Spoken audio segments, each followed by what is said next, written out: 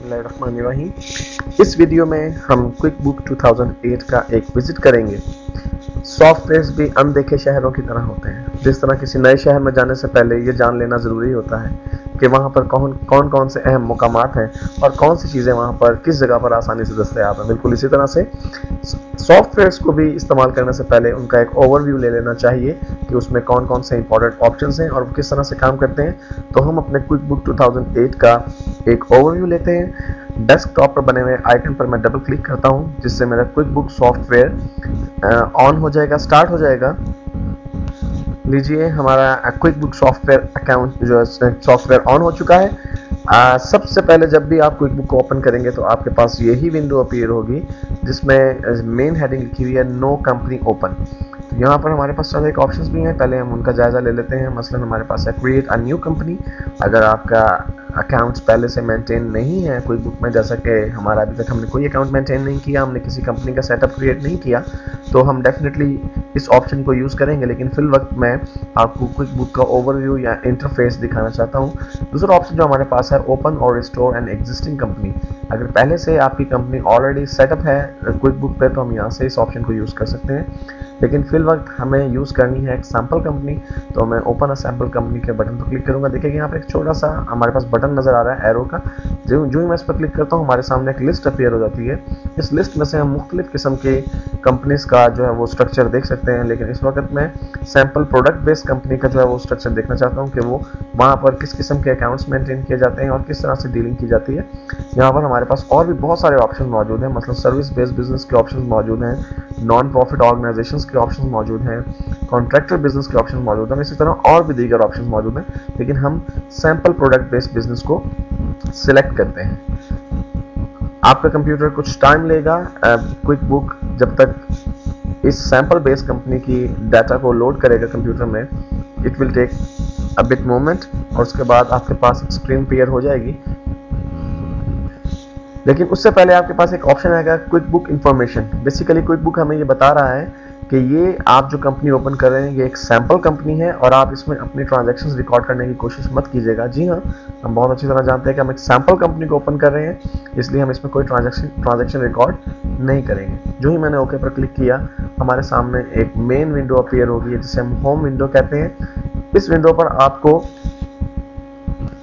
आपको मुख्तलिफ एरोज और कुछ बटन्स बने हुए नज़र आ रहे हैं। हम इन सब ऑप्शंस के बारे में डिटेल से देखेंगे, लेकिन सबसे पहले मैं आपको बता दूं कि जो एरोज बने हुए हैं ये किस चीज़ को जाहिर कर रहे हैं। देखिए, ट्रांजैक्शन को जब आप रिकॉर्ड करते हैं अपने अकाउंटिंग रिकॉर्ड में तो वो एक ख़ास तरीके से ट्रैवल करती हैं।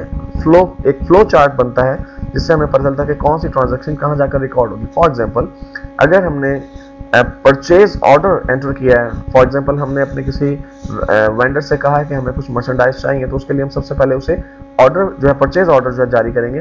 तो जो ही हम परचेज ऑर्डर जारी करेंगे जाहिर सी बात है नेक्स्ट स्टेप जो हमारे पास होगा कि वेंडर हमें जो है वो इन्वेंटरी भेजेगा। इन्वेंटरी जब हमें रिसीव हो जाएगी तो उसके साथ ही हमें बिल भी मिलेगा, जिस बिल को हम अपने सिस्टम में अपडेट करेंगे, रिकॉर्ड करेंगे और फिर बाद में हमें उस बिल की पेमेंट भी करना होगी। लेकिन अगर हम मर्चेंडाइज इन्वेंट्री नहीं खरीद रहे हैं बल्कि फॉर एग्जांपल हम किसी सर्विसेज का बिल पे करना चाहते हैं, टेलीफोन का फॉर एग्जांपल बिल्स पे करना चाहते हैं जिसके बदले में कोई चीज़ रिसीव नहीं हुई है, तो फिर हम डायरेक्टली एंटर बिल्स के ऑप्शन पर क्लिक करेंगे। यहाँ पर लेफ्ट साइड पे आपको 3 बटन नजर आ रहे हैं, वेंडर्स, कस्टमर्स एंड एम्प्लॉयज। ये 3 बहुत ही इंपॉर्टेंट एलिमेंट है किसी भी बिजनेस के, वेंडर्स, कस्टमर्स और एम्प्लॉयज।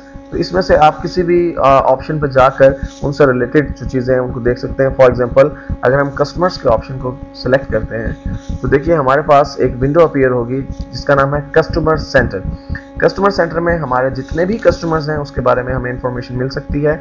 मतलब यहाँ पर आप देख रहे हैं कि मेरे जितने भी एक्टिव कस्टमर्स हैं, एक्टिव कस्टमर्स से मुराद जितने कस्टमर्स मुझसे चीज़ें लेते रहते हैं, चाहे उनका बैलेंस कुछ ड्यू है, बाकी उन्होंने पैसे देने हैं या वो तमाम अपनी पेमेंट कर चुके हैं, यहाँ पर उन तमाम कस्टमर्स का रिकॉर्ड आ रहा है और राइट साइड पर उन कस्टमर्स की डिटेल आएगी। फॉर एग्जांपल, अगर हम यहाँ पर देखें तो फैमिली रूम नाम का एक कस्टमर हमारे पास मौजूद है जिसका बैलेंस इस वक्त 0 है और यहाँ पर राइट साइड पर आप उस कस्टमर की डिटेल देखेंगे कि उसका कॉन्टैक्ट नेम क्या है, उसका फ़ोन नंबर क्या है, उसका ईमेल एड्रेस क्या है, उसका जो है वो डिटेल क्या है ट्रांजैक्शन की, उसने कब कब जो है वो हमसे चीज़ें जो है ख़रीदी हैं और कब कब उसने हमें पेमेंट्स की हैं। ये सब डिटेल हम यहाँ से देख सकते हैं। यहाँ आपको व्यू के सामने एक्टिव कस्टमर्स का ऑप्शन नजर आ रहा है। अगर हम जानना चाहते हैं कि इस वक्त हमें सिर्फ वो कस्टमर्स दिखाएं जो कि बैलेंस रखते हैं, मींस उन्होंने अपनी पेमेंट्स क्लियर नहीं की हैं, तो हम यहाँ से कस्टमर्स विद ओपन बैलेंस के ऑप्शन पर क्लिक कर देते हैं। देखिए अब की बार जो हमारे पास लिस्ट आई है कस्टमर्स की, ये वो तमाम कस्टमर्स हैं जिन्होंने कुछ ना कुछ अमाउंट अभी हमें पे करना है। यहाँ पे आपको टॉप पर बहुत से बटन्स बने हुए नज़र आ रहे हैं। हम इन बटन्स के बारे में डिटेल से डिस्कस करेंगे, डिटेल से देखेंगे कि ये किस काम आते हैं, किस मकसद के लिए इस्तेमाल किए जाते हैं। लेकिन इस वक्त मैं आपको जो चीज़ दिखाना चाहता हूँ वो है हमारी इनवॉइसेस। आपके पास इनवॉइस का बटन बना हुआ है, उस टॉप पे आप उसे क्लिक कीजिएगा। यहाँ पर आपके पास एक न्यू ब्लैंक इनवॉइस जो है वो नज़र आ रही है आपको, लेकिन हमें यहाँ पर कोई डाटा एंटर नहीं करना। इस वक्त हम सिर्फ ओवरव्यू ले रहे हैं कि ये सॉफ्टवेयर कैसे काम करता है, इसलिए मैं प्रीवियस के बटन पर क्लिक करता हूँ तो हमें एक पहले से जो रिकॉर्डेड इनवॉइस है वो नज़र आने लगेगी। फॉर एग्जांपल जी हमारे पास ये इनवॉइस हमने की है जी, ब्रायन कुक नामी किसी शख्स को हमने ये बिल भेजा था। यहाँ पे राइट साइड पे आपको वो डेट नज़र आ रही है जिस तारीख को ये इनवॉइस लिखी गई, इनवॉइस नंबर, शिप टू उसे शिपमेंट कैसे की गई, किस एड्रेस पे की गई, उसके साथ क्रेडिट टर्म्स क्या हैं, मीन्स उसे डिस्काउंट के लिए हमने कितना ड्यूरेशन दिया है, कितना टाइम दिया है, और उस बिल की ड्यू डेट क्या है, हमने उसे कौन कौन सी आइटम सेल की हैं, उनकी डिस्क्रिप्शन क्या है, क्वांटिटी क्या है, पर आइटम रेट क्या है, और उसमें जो हमारी अमाउंट बनती है और टोटल अमाउंट हमें यहाँ पर नज़र आ रही है कि टोटल अमाउंट हमने उसे इस इनवॉइस की कितनी वसूल करनी है। एक मरतबा और प्रीवियस के ऑप्शन पर क्लिक कीजिए, आप देखेंगे कि आपके पास एक और इनवॉइस आई है, लेकिन यहाँ पर आप देखिएगा कि ये इनवॉइस पिछली इनवॉइस से कुछ मुख्तलिफ है। ऐसी इनवॉइस को हम प्रोग्रेसिव इनवॉइस कहते हैं, यानी ऐसी इनवॉइस जिसमें कुछ अमाउंट हमें रिसीव हो चुकी है और कुछ बाकी की अमाउंट अभी हमें रिसीव नहीं हुई है। फॉर एग्जाम्पल अगर आप पहली आइटम को देखें तो रिमूवल लेबर, हमारा अंदाज़ा था कि हम इस रिमूवल लेबर के लिए $350 चार्ज करेंगे उस शख्स को या इस पार्टी को, जो कि ये किसी क्लिनिक की बेसिकली इनवॉइस है, डॉक्टर डार्सी रॉबसन के नाम से।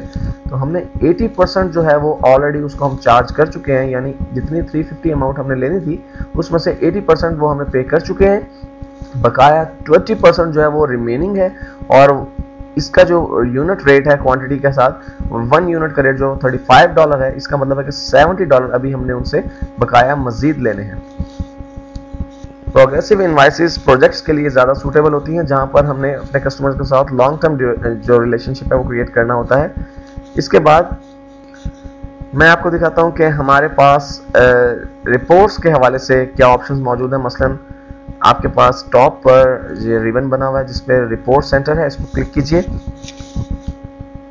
आपके पास रिपोर्ट सेंटर ओपन हो जाएगा। यहाँ पर आपके बिजनेस से रिलेटेड तमाम रिपोर्ट्स आपके पास मौजूद हैं। देखिएगा आपकी कंपनी एंड फाइनेंशियल जो है वो खुली हुई है, यानी फाइनेंशियल पोजीशन आपकी कंपनी की यहाँ पर आपको राइट साइड पर नजर आ रही है। उसमें अगर आप देखना चाहते हैं फॉर एग्जांपल कि आपकी प्रॉफिट एंड लॉस की पोजीशन क्या है, तो आप स्टैंडर्ड के ऑप्शन पर क्लिक करेंगे।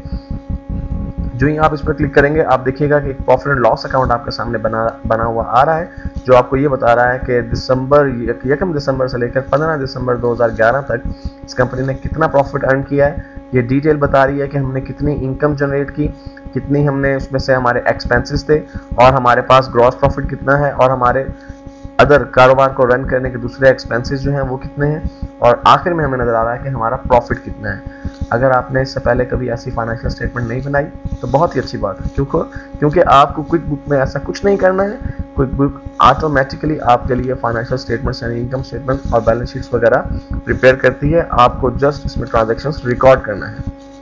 इसी तरह एक बहुत ही अहम पॉइंट जो हमारे पास इस वक्त मौजूद है वो है chart of accounts.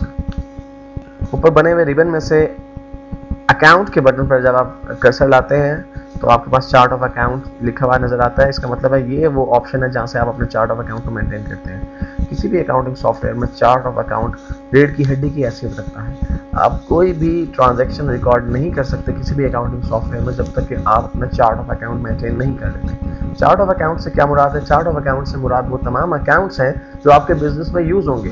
For example आपके वेंडर्स के अकाउंट्स, आपके डेटर्स के अकाउंट्स, आपके एक्सपेंसेस के अकाउंट्स, आपके रेवेन्यूज के अकाउंट्स, आपके लायबिलिटीज के अकाउंट्स, आपके एसेट्स के अकाउंट्स। आपको पहले सॉफ्टवेयर को बताना पड़ता है कि आपके कौन कौन से अकाउंट्स हैं और उसके बाद ही सॉफ्टवेयर उन अकाउंट्स के साथ डील कर सकता है। अदरवाइज कोई भी सॉफ्टवेयर दुनिया में ऐसा नहीं है जो आपके इंस्ट्रक्शंस के बिना ट्रांजैक्शंस को प्रोसेस कर सके। हम डिटेल से चार्ट ऑफ अकाउंट बनाना सीखेंगे, उसके मुख्तलिफ ऑप्शंस पे गौर करेंगे, लेकिन फिल वक्त मैं आपको दिखाना चाहता हूँ एक और अहम ऑप्शन जो हमारे पास क्विक बुक में मौजूद है, जो कि है चेक। जी हाँ, आप क्विक बुक में इलेक्ट्रॉनिकली चेक्स भी रिकॉर्ड कर सकते हैं। जब आप अपना चार्ट ऑफ अकाउंट्स और अपने वेंडर्स और अपने डेटर्स की लिस्ट क्रिएट कर लेते हैं, तो फिर जिस शख्स को भी आपने पेमेंट करनी है, मसलन फॉर एग्जांपल अगर हमें किसी खास वेंडर को पे करना है, तो देखिए चेक बना हुआ आ रहा है, उसके साथ ही हमारे पास एरो है छोटा सा, हम इसके ऊपर क्लिक करते हैं तो हमारे पास वो तमाम पार्टीज आ गई हैं जिनको हम पेमेंट करते रहते हैं या जिनको हम पेमेंट कर सकते हैं। देखिएगा इनके सामने वेंडर्स लिखा हुआ आ रहा है। जितने भी ये पार्टीज हैं लेफ्ट हैंड साइड पर आपको लिस्ट नजर आ रही है और सामने वेंडर्स नजर आ रहे हैं। इसके अलावा देखिए क्योंकि हम एम्प्लॉयज को भी पेमेंट्स करते हैं, इसलिए एम्प्लॉयज का नाम भी लिखा हुआ आ रहा है, यानी हम अपने एम्प्लॉयज या वेंडर्स को पेमेंट्स कर सकते हैं। इसमें आपके पास एक ऑप्शन तो ये है कि आप डायरेक्टली चेक को राइट कर लेने के बाद उसका प्रिंट ले लें। आप यहाँ पर अगर इस चेक बॉक्स को क्लिक करते हैं तो ये चेक ना सिर्फ आपके अकाउंटिंग रिकॉर्ड में प्रोसेस हो जाएगा, बल्कि इसका एक प्रिंट भी निकल आएगा जिसको आप यूज कर सकते हैं मैनुअल चेक्स की तरह। तो अपनी इस वीडियो में हमने क्विक बुक 2008 के चंद एक इंपॉर्टेंट ऑप्शंस का जायजा लिया। अब हम इसको डिटेल में सीखना शुरू करेंगे नेक्स्ट वीडियो से।